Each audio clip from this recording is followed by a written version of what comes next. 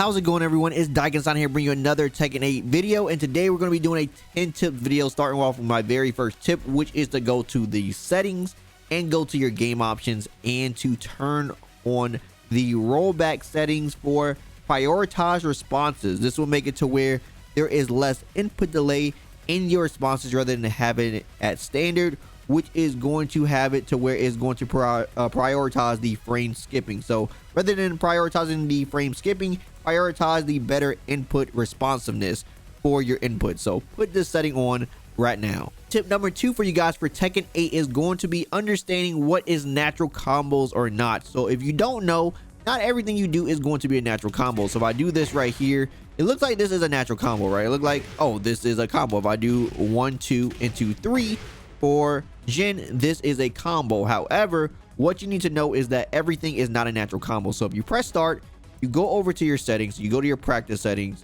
you go over to your offensive, and you put the first thing for standing and the second to block all, right? So if you put it to this, you will now know. So one, they are acting on the opponent's actions, and then after they get hit or block, the next thing they'll do is block. So the first time they could block, they will. So we do the same thing. You see he actually blocks the third hit.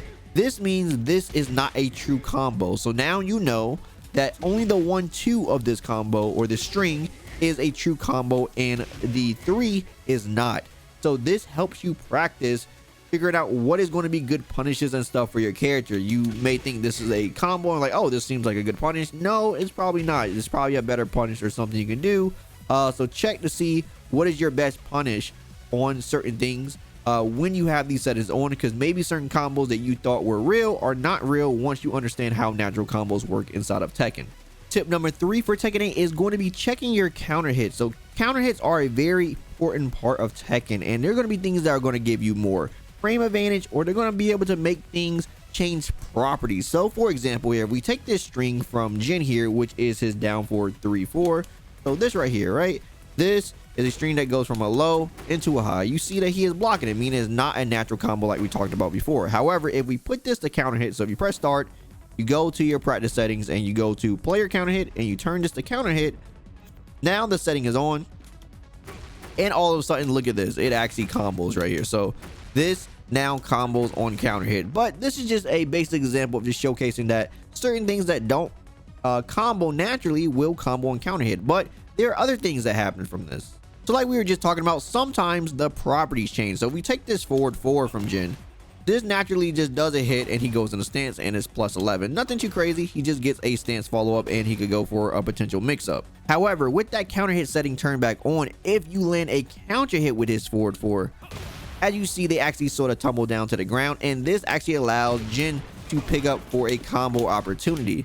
So this actually gives extended damage from the actual hit. So landing a counter hit on this is very, very big compared to actually just landing it naturally. So knowing how things change and the opportunities you get from your counter hits is very important in Tekken. So check out your moves and the main moves you like using with your characters and see exactly how the properties of them change on counter hit. Maybe you may get even more frame advantage, or maybe you can even follow up for a big combo that you weren't noticing before.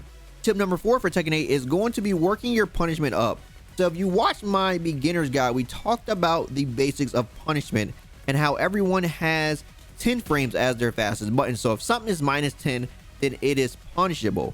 However, you don't actually always know how punishable something is, especially if you're new to the game. So it's very important to know what are your punishment tools. Like, okay, this is my 10 frame punish, maybe a 1-2 for Azucena here, or what is your like 13 frame punish or something. This is a 14 frame punish with this right here. 13 frame punish would be this down forward for her. So figuring out what are your punishes. So this is a 13 frame punish, there's a 10 frame punish, and this is a 14 frame punish. So we got a couple of punishes here that we can work with, or you can do this for your 14 frame punish, but you get the idea. These are going to be some punish tools. However, you want to work it actually up. So you want to try to go from your 10 to like your 13 to 14 to see how punishable something actually is. So we take this stream from Kazuya here. This is going to be minus 17, but if we didn't know this in a match, you'll want to try to test different things. So We can do our 10 frame punish that punishes, as you see he walking back immediately. We can try our 13 frame punish, which this will punish this. So we could do this, our 13 frame punish, and we're like, okay, that works. And then we could like, okay, what about 14?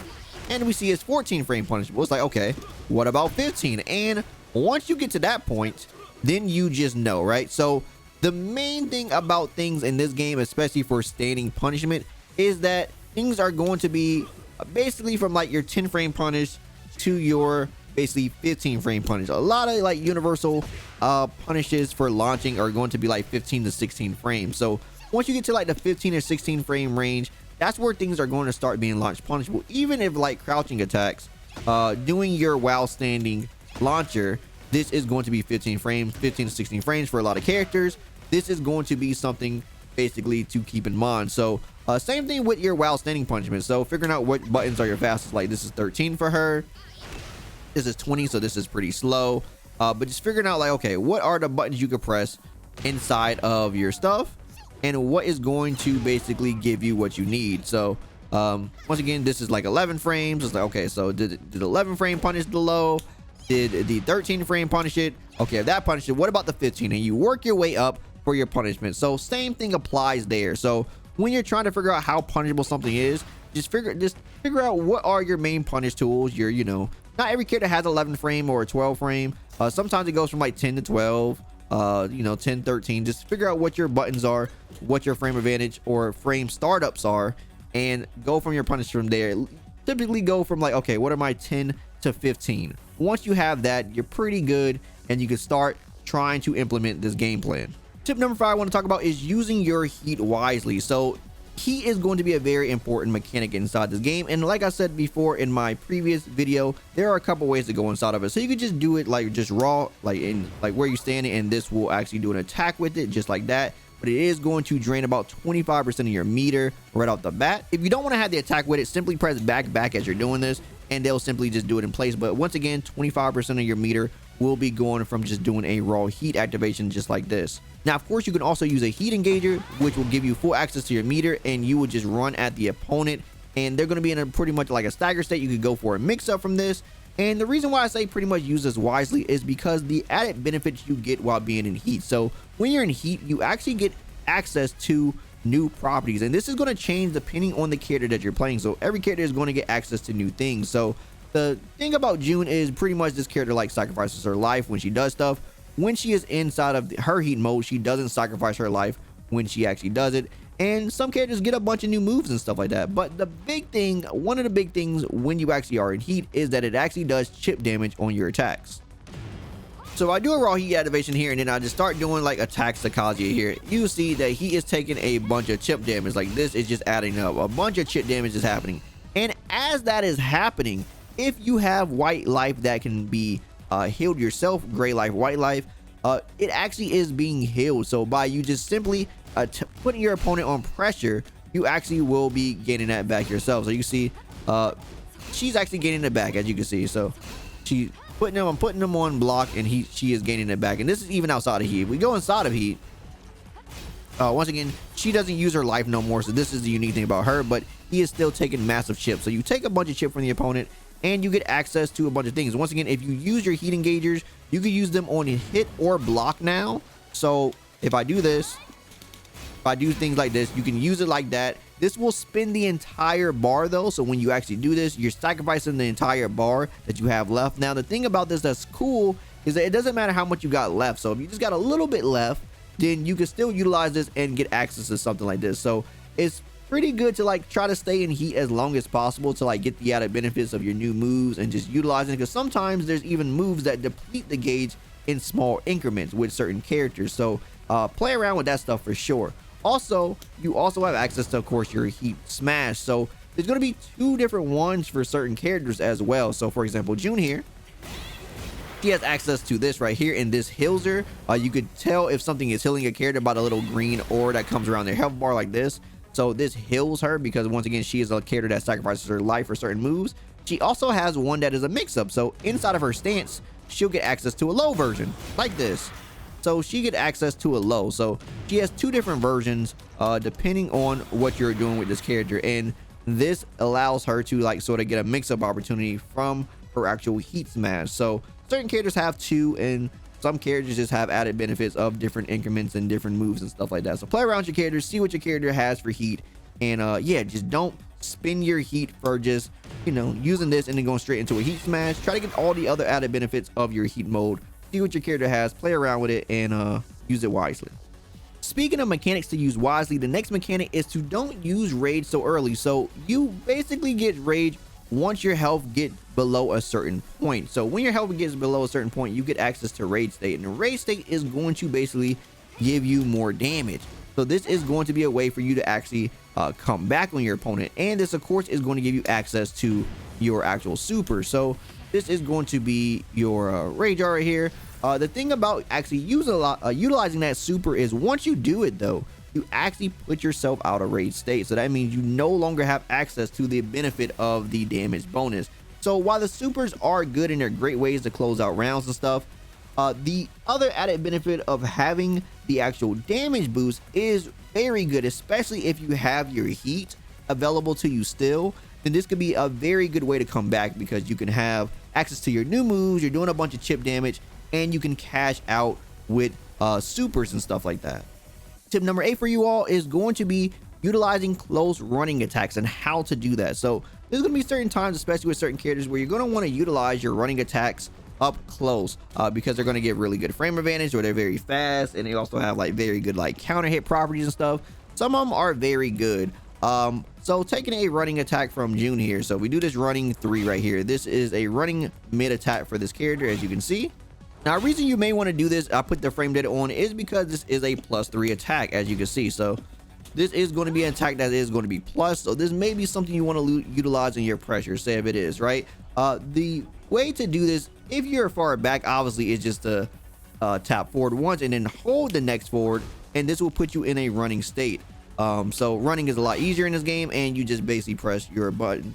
But you can't get that when you're up close. You're just going to get your dash attack. So there are dash attacks in this game. This is June's dash attack right here. So this is her forward 3. However, if you want to get the running while you're up close, you simply dash 3 times, and on the third you simply hold it. So it does take a little bit of practice, but as you see, at like basically point blank range, I can get a running attack, and this can be something that is good. It can catch your opponent off guard, especially if, like I said, you have a really good one that has like counter hit properties and give you like combos and stuff like that. And this is definitely a technique that you want to try to put in your arsenal. A really good character for something like this is, say, like Dragunov with his running too. Tip number 8 is going to be understanding the uses of power crushes and parries, and along with their weaknesses. So parries come in all shapes and sizes as far as how they work and what they actually parry. So some parries are definitely just going to be better than others. Some parries just parry more things than others. So we take, for example, June's parry here. If we take Kazuya's 112 here, if he does this string, we'll see we have no problem actually parrying this. If we time this right, we'll just simply get a parry on this attack. So any of these punches will get parried as long as, you know, it connects just like that. No problem with parrying such a thing like this. However, if he was to do, say, something else like a hell sweep, you'll see that our counter loses every time, because this is a certain attack that our parry just simply doesn't work on. It doesn't work on these type of attacks. And understanding what your parry works on is just going to be the matter of like looking at your move list and simply understanding exactly like, okay, this parry doesn't work on certain things. It could be certain attacks from like kicks, or like certain elbow attacks. Some things only works on kicks, or maybe not work on hands, may work on certain parts of the body, like may cover mids and high but not low. All different types of things of how it actually just may work. So if we take this same concept into a power crush, a power crush is going to be a powerful attack that absorbs hits. It's going to absorb a decent amount of hits, and then you'll be able to unleash an attack like this. You could tell a power crush because of basically like this white glow that comes off of you or the opponent, just like this that you see me doing. But if we take Kaji here doing his 112 again, so if he does a string here, you'll see that I'm able to power crush through this, right? So I'm able to absorb a lot of hits and then basically power crush. Very, very strong tool, it may seem like. This is a pretty strong tool. However, there are a couple weaknesses. One, it doesn't start up pretty fast. So if he actually hits me early, so if he hits me really early from this, he can basically hit me before I'm able to actually do anything. So we have that situation happen. As you see, I couldn't get it out in time before he actually hits me. So there are times where it's just going to hit, just get hit. So you can't always rely on it. If they're doing fast jabs, you will get hit. However, there's another big weakness to power crushes. So another big weakness to power crushes is they simply just lose the low. So as you see, I'm trying to do it, and the low just simply beats me out every time with his hell sweep. So this is something that you cannot get away from when it comes to power crushes. So if our opponent knows you're doing power crushes, they can simply stuff you out by pressing buttons that are faster than the actual guard crush frames come in. So before you actually start getting the actual you know, crushing guard point frames, or they can simply hit you with lows and stop these attacks. So don't overutilize them, but understand how to use them and understand how to actually beat them if your opponent is trying to spam these. Tip number 9 for y'all is understanding to parry when it's needed and not by default. So we have Kazuya actually do a hell sweep here, and we parry this. You'll see that the damage is actually going to be highly scaled. So very, very highly scaled damage, as you can see right there. And that's because parries just naturally scale very heavily. However, if I was to say block this, all of a sudden I'm going to be getting a lot more damage from this punish here.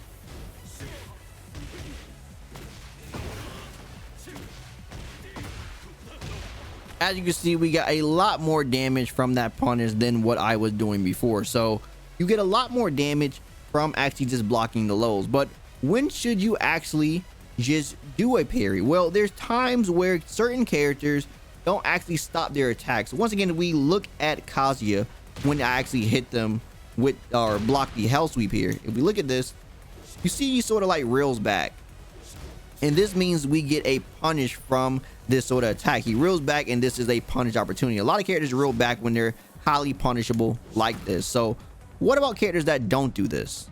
A prime example would be King's low kick. So he has 3 low kicks right here, as you can see, and if I try to like punish in between, notice he doesn't reel back like Kazuya. So I can't not actually like sort of punish. This is pretty much like something that is, you know, very hard to get something going from this. So what do? You simply block one and you parry it. Now, one thing to note about parry is if you actually get hit by something, you can't parry the next thing. You have to block.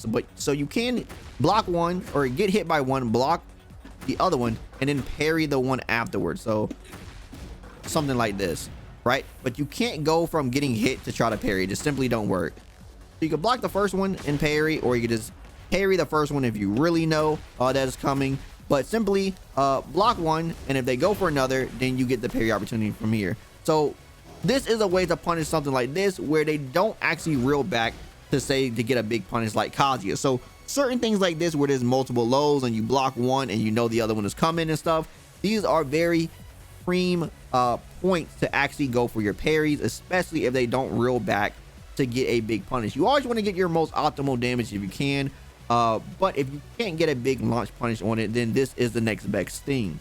And the last thing to talk about is utilizing your tornado moves at the wall. So tornadoes are basically going to be the screw attacks of this game. So just like my old god was talking about, if you paid attention to it, this game basically has like 3 combo parts. Basically like your launcher, so you do a launcher and then you go into your actual tornado attack, and then from there you go into your ender of choice. So yeah, these are the main parts of the game, but the way they changed it is that these sort of tornado attacks sort of now just keep the opponent close. If I do one here, see how it launches them in the air, but it keeps them closer than like sending them far away like it did before.